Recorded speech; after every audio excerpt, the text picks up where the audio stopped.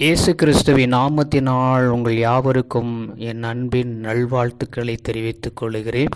இந்த நாளில் இந்த வேளையில் கூட பார்க்கும் பொழுது இந்த மாதத்தின் இறுதி ஞாயிற்றுக்கிழமையில் நம்ம வந்திருக்கிறோம். அப்படித்தான் கர்த்தர் நடத்தி கொண்டு வருவதை பார்க்கும் பொழுது ரொம்ப சந்தோஷமாக இருக்குது.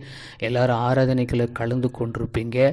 அப்படியே அந்த நாளில் இந்த வேளையில் கூட ஆண்டவருடைய வார்த்தை என்னன்னு சொல்லி பார்க்கும் பொழுது யாத்திராகமம் 20ஆம் அதிகாரம் 24வது வசனம் கடைசி பகுதியில், நான் என் நாமத்தை பிரஸ்தாபப்படுத்தும் எந்த ஸ்தானத்திலும் உன்னிடத்தில் வந்து உன்னை ஆசீர்வதிப்பேன். அல்லேலூயா.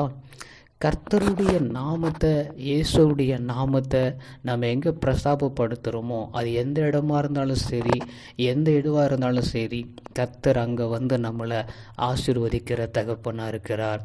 இந்த மாதம் ஆசீர்வாதத்தில் நம்ம எழும்பி பிரகாசிக்கணும். நம்ம ஆசீர்வதிப்பதை பார்த்து அநேகருக்கு நம்ம தெரியப்படுத்தணும். எழும்பி பிரகாசி, உன் ஒளி வந்தது என்ற வார்த்தையின்படி நம்ம எழும்பி பிரகாசிக்கணும். ஆசீர்வாதத்தில் கர்த்தர் நம்மளை ஆசீர்வதிக்கிற தகப்பனாக இருக்கிறார். அவருடைய நாமத்தை நம்ம பிரஸ்தாபப்படுத்தணும். நம்ம எங்கே இருக்கிறோம், எப்படி இருக்கணும் முக்கியம் இல்லை.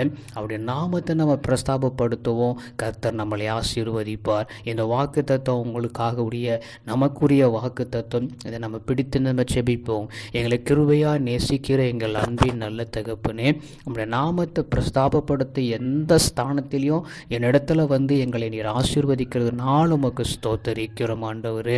எங்களையும் எங்கள் குடும்பத்தையும் எல்லாத்தையும் நீர் ஆசீர்வதிங்க. உங்கள் நாமம் எல்லா இடத்திலும் பிரஸ்தாபப்படுத்த நாங்கள் ஆயத்தமாக இருக்கிறோம் ஆண்டவரே. நீர் எங்களை ஆசீர்வதியும். உம்முடைய பிள்ளையாக இருக்கிற எங்களை நீர் ஆசீர்வதித்து பொறுப்பெடுத்துக்கொள்ளும். இயேசுவின் நாமத்தில் ஆமென்.